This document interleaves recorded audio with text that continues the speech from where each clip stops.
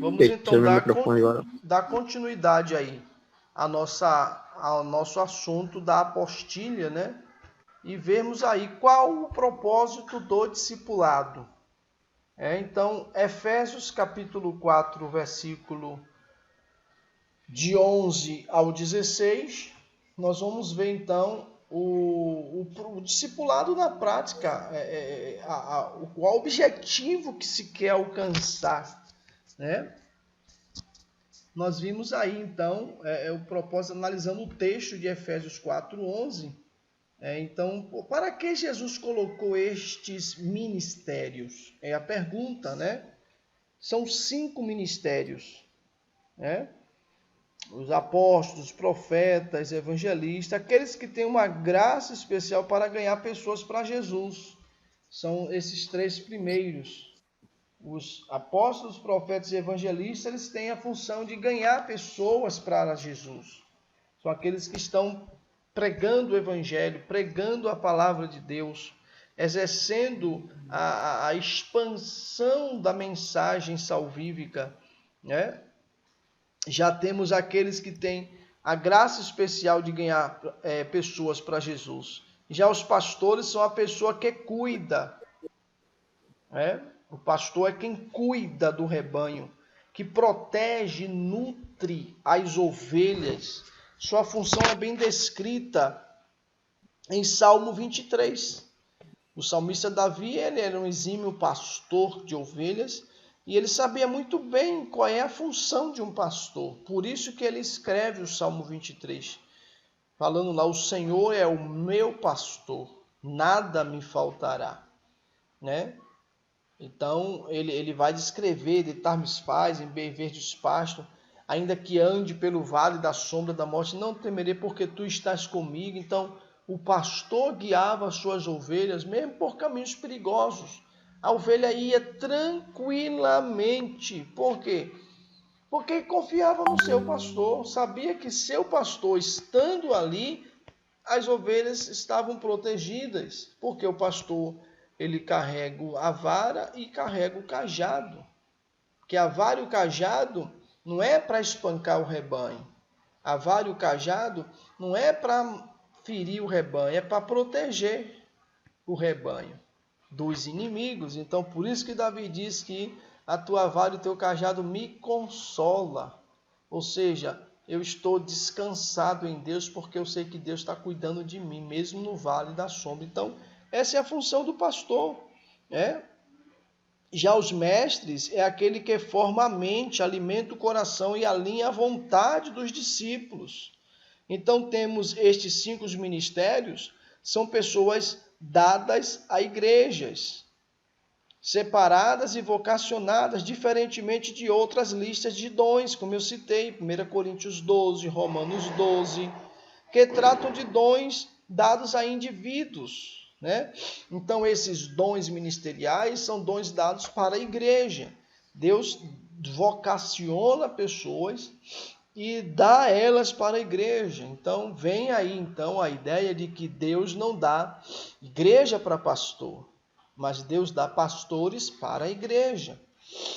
Então, porque a igreja de Jesus, tá? Então, existem abusos, né? Em todos os ministérios. Existem os falsos apóstolos, existem falsos profetas, existem falsos pastores, falsos mestres, tudo isso descrito nas escrituras sagradas. Ao mesmo tempo, existem argumentos simples no contexto quanto a estes ministérios serem válidos para hoje. Eles foram dados após a morte e ressurreição de Jesus. Está em 7, do verso 7 ao 10, fala da morte, sepultamento e ressurreição de Cristo. Foram dados a partir daí. Assim que não podem apenas se limitar a pessoas como os 12. Então, Paulo ele vai descrever justamente que Deus dá. Jesus ele dá pastores, Deus dá dons aos homens. Não está restrito aos 12 apóstolos. Mas Deus continua levantando pessoas. Aí vem, com vista em quê? Em vista ao aperfeiçoamento dos santos. Então, são as funções deles. que eu acabei aqui de forma bem sintetizada, trazer para os irmãos a função de cada um desses ministérios. Enquanto só recapitulando rapidamente apóstolos, profetas e evangelistas, que são os 3 primeiros, eles têm a função de expandir o evangelho, levar as boas novas. Aí a gente pode então trazer a questão da evangelização. A evangelização a igreja precisa de ter apóstolos, que são os missionários, aqueles que estendem o evangelho, o alcance do evangelho muito mais longe, são os verdadeiros plantadores de igreja. Então, quando uma igreja envia um missionário para um lugar onde não se tem nenhum crente, ele vai ali plantar uma igreja, ele está sendo na prática, talvez não tenha um título, mas na prática ele está exercendo o ministério apostólico. Ele está sendo a primeira autoridade espiritual naquele local. Sabe o que isso é um peso, irmãos? Por isso que o reino das trevas trabalha muito forte para que o trabalho não cresça, não se desenvolva, mas quando o missionário, o obreiro entende que naquele bairro, naquele povoado, ele chegou, não tem nenhum outro ministério ali já plantado. Ele vai fundar o ministério em um povoado que não tem crente nenhum. Ele começa com o primeiro, ele está sendo a autoridade de Deus, o representante de Jesus naquela comunidade. Isso é muito forte, irmãos, porque ele é um príncipe de Deus, uma princesa de Deus naquele lugar, se é uma missionária. Então tem autoridade de Cristo. Já o pastor e o mestre é aquele que apacenta, aquele que cuida. Ambos os ministérios, eles têm a função o propósito, melhor dizendo, de levar o aperfeiçoamento dos santos. Então, vamos ver aí. Versículo 12. A gente recapitula aí. Para o correto ordenamento dos santos. É o primeiro propósito. Primeiro propósito, correto ordenamento, aperfeiçoamento dos santos.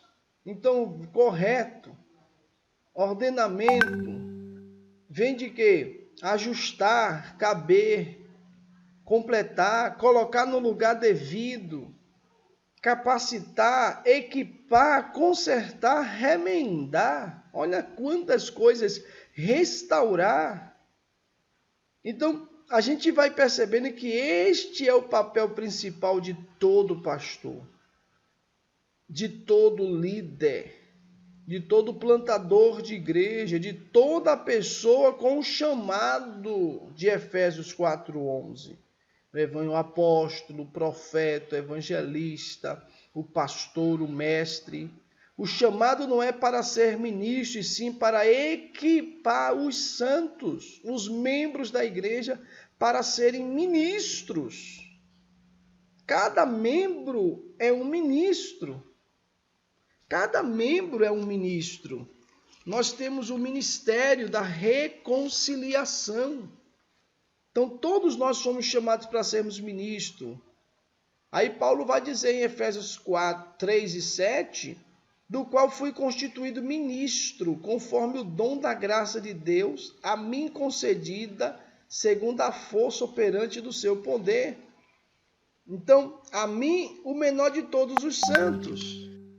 Então, Paulo reconhece isso. Aí vemos que o primeiro propósito é o aperfeiçoamento, o ordenamento correto dos santos, é equipar esses santos, é capacitar os santos. Por isso que quando eu digo o líder, o missionário, o plantador de igreja, ele vai abrir um novo trabalho, um pastor, ele assume uma congregação, um campo, uma igreja, um dirigente, um obreiro, ele assume uma congregação, ele tem que ter esse claro propósito de que você recebeu de Deus um ministério pastoral, um ministério de apacentar, um ministério de guiar, de liderar, e você precisa então formar a sua equipe. Você precisa capacitar as pessoas que estão contigo, treiná-las. É diferente de doutrinar num dia na semana. Um dia na semana a gente dá a doutrina, que é ali você está dando a mensagem e ensinando o rebanho. Mas o treinamento, a capacitação, o equipar, é você agora chamar pessoas específicas para formar equipe contigo. Por quê? Porque essa equipe vai te ajudar a capacitar os demais também. Tá? Então, observe que você tem pelo menos aí 3 níveis dentro da igreja para você cumprir esse propósito de aperfeiçoar os santos para a obra do ministério. A sua equipe pessoal, que vai te ajudar no seu ministério, porque ninguém trabalha sozinho. Aí vem as equipes que a sua equipe vai estar trabalhando, você também tem um controle, a influência sobre elas. E a equipe dessa equipe da sua equipe, né? Que vai estar alcançando a maioria das pessoas. Então, é aquilo que falamos, né, naquela contazinha básica. Eu tenho 10, influenciar 10 pessoas e treiná-las, plantar a visão, a cultura do reino na vida delas. E elas agora vão ganhar outras pessoas, você vai também treinar essas outras através desses seus 10. E assim a igreja ela toma uma dimensão muito grande, porque não está tudo centrado no líder, no dirigente, no missionário, no pastor. Tem que se distribuir essas funções. É para isso que Deus chamou e Deus colocou esses ministérios, visando o correto ordenamento dos santos. Segundo, aí vem, verso 12, com vista ao aperfeiçoamento dos santos, para o desempenho do seu serviço. Para o desempenho do seu serviço. Então, ajustar, caber, completar, colocar no lugar devido, capacitar, equipar, restaurar. Para quê? Para que os santos desempenhem o seu ministério. Que ministério vem de diaconia. Diaconia é serviço. É serviço. Então, ministro, né? Ministério, ministro em si, tem uma interessante palavra que é ruperet. Talvez eu não esteja pronunciando 100% fiel, mas o sentido aqui já dá para entender. Ruperet, que é aquele remador do barco. As embarcações de antigamente, que eram a remo, os remadores ficavam lá embaixo, no porão do navio. Ninguém via, mas eles é que colocavam em movimento aquela embarcação. Então isso vem o ministério ruperet, é remador. É isso que nós somos, é isso que cada crente precisa ser. Porque quando cada crente pega no seu remo e navega com fé em Jesus, aleluia, aí a obra avança, meu irmão. Aí não tem divisão, aí não tem briga, não tem contenda, não tem disse-me-disse. Cada um sabe o seu papel, o seu serviço. Por quê? Porque ele foi corretamente ordenado pelo ministério, pela liderança. Esse santo foi agora aperfeiçoado e agora ele desempenha o seu ministério, desempenha o seu serviço, entende? Então, o propósito do discipulado é isso, é disciplinar os santos para que cada um entenda a sua chamada, a sua ocupação no reino de Deus e se desenvolva, cumpram o propósito para o qual eles foram enviados, Então, que Jesus disse lá em João capítulo 15, verso 16, não escolheste vós a mim, mas eu vos escolhi, eu vos nomeei para que vades e deis fruto e o vosso fruto permaneçam. Aí temos o terceiro propósito nessa lista de Efésios 4, para edificação do corpo. Então, a edificação do corpo, né? Ainda está no verso 12, para a edificação do corpo. Então, observe, que coisa linda. Cada líder aperfeiçoando os santos. Os santos, sendo aperfeiçoados, desenvolverão o seu ministério, seu serviço, o serviço do reino. Não é servir o homem, é servir ao rei. E a gente serve ao rei e ao reino quando servirmos o nosso próximo. O serviço é a maior expressão de amor. Quando Jesus usa o apóstolo João no capítulo 3 da sua primeira carta, o verso 16, e conhecemos o amor nisto, que Cristo deu a sua vida por nós e nós devemos dar a nossa pelos nossos irmãos. Esse dar a vida é isso, é se entregar ao serviço, é servir. E quando cada santo serve bem, o corpo de Cristo é edificado. Então, cada um precisa servir para que haja edificação do corpo de Cristo. Aí, então, temos para chegarmos à unidade da fé. Sozinho não, como diz os marinheiros, nunca deixe ninguém para trás. A unidade é o destaque aqui desse quarto ponto. Chegarmos à unidade. Chegarmos está no plural. E unidade está aí, unidade composta, né, por todos nós. Existe a unidade simples e existe a unidade composta. Então você tem uma banana e você tem uma dúzia de banana. Então uma banana é uma unidade simples, uma dúzia de banana é uma unidade composta de 12 bananas. Então essa é a unidade composta para chegarmos.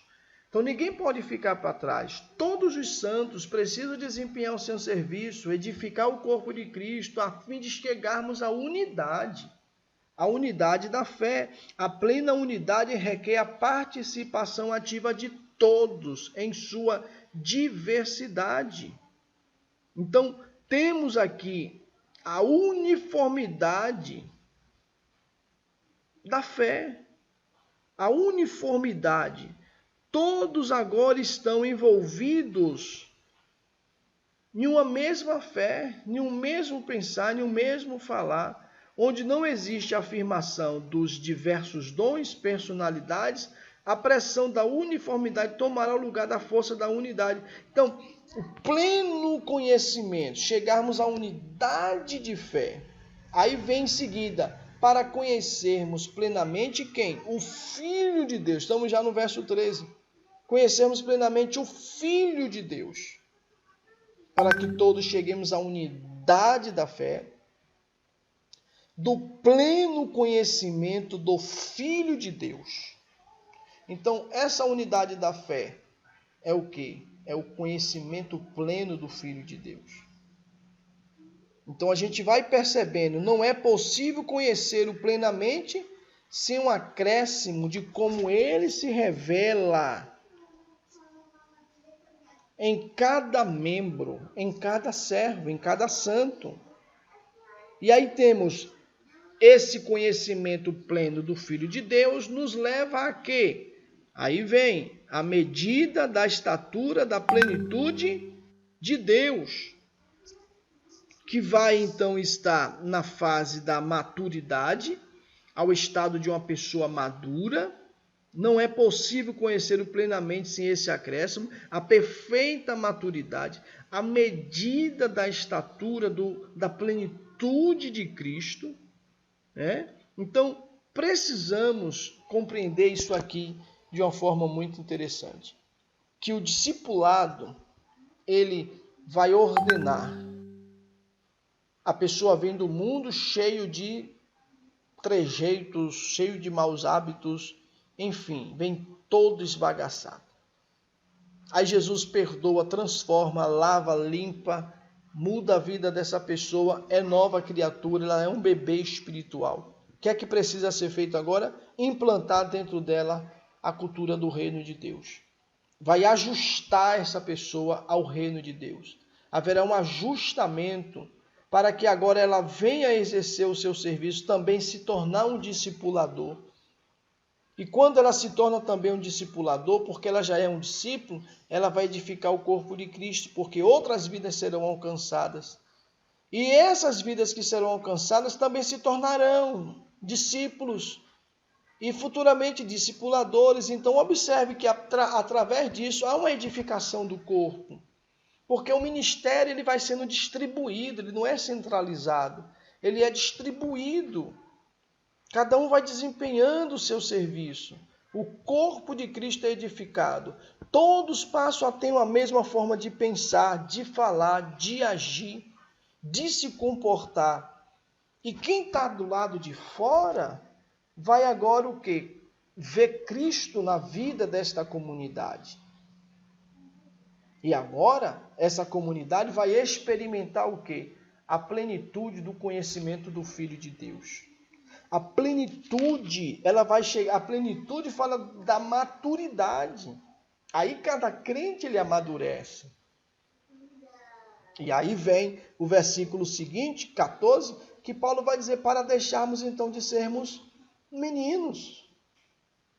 O crente ele não pode ser menino o tempo todo, precisa deixar as coisas de meninos. Crianças, fala de quê? Estabilidade, instabilidade, falta de raízes ou alicerce. É uma mostra de imaturidade. Não é de se admirar como tem muitos meninos ainda na fé. Por falta de quê? Por falta de um correto ordenamento dos santos, por falta de um desempenho do serviço, por falta de uma edificação do corpo de Cristo.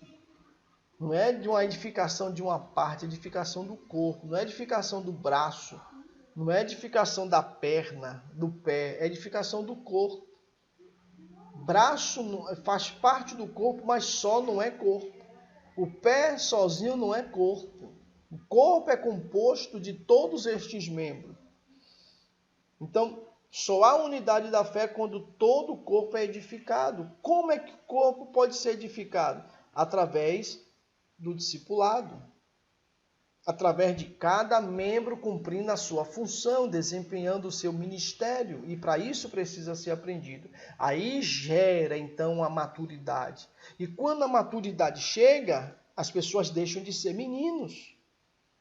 Então Paulo diz para deixarmos de sermos meninos. Então a criança ela tem instabilidade e falta de raiz. Ela não é estável na sua fé. Então a gente destaca aqui a importância. Paulo diz em Coríntios, quando eu era menino, falava como menino, pensava como menino, agia como menino. Mas depois que eu cresci, eu deixei as coisas de menino. Eu cresci, eu me desenvolvi, eu amadureci. E o crente só amadurece pela sua própria experiência com Deus e através da edificação do corpo de Cristo. Quando um edifica o outro. Quando esse novo, ele tem agora um discipulador, um exemplo para puxar ele, arrastar ele.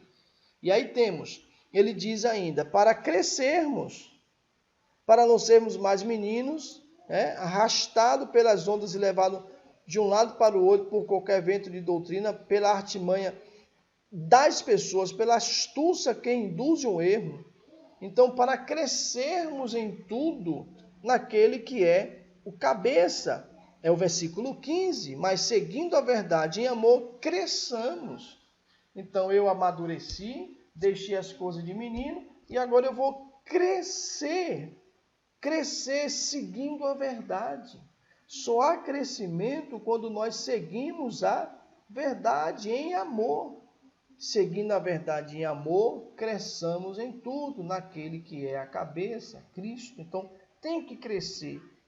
Tem que crescer. Pessoas maduras fazem isso de forma interna. É dentro deles experiências pessoais.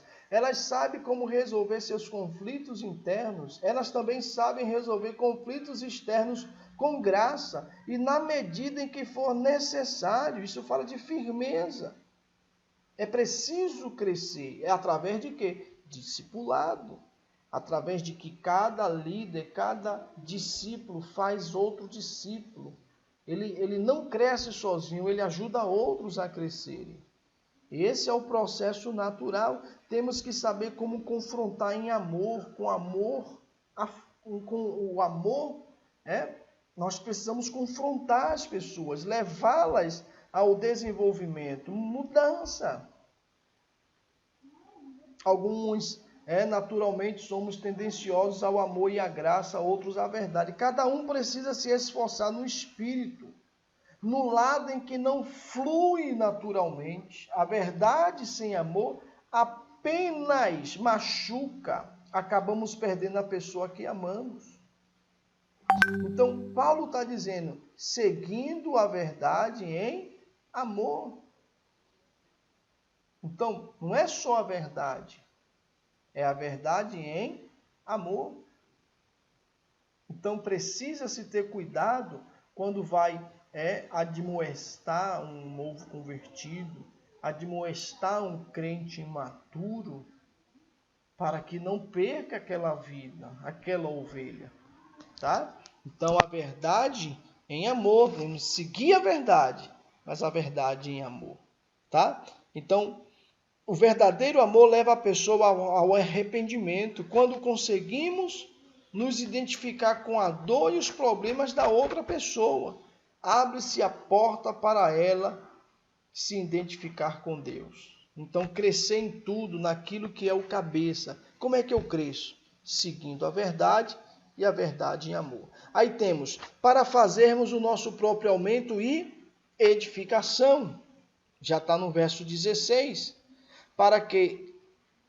De quem todo o corpo, bem ajustado e consolidado pelo auxílio de todas as juntas, segundo a justa cooperação de cada parte, efetua o seu próprio crescimento para a edificação de si mesmo em amor. Então, o propósito do discipulado, fazermos o nosso próprio aumento e edificação. Esse texto de Efésios nos dá uma rica e profunda mensagem sobre treinamento para formação de equipes, de líderes.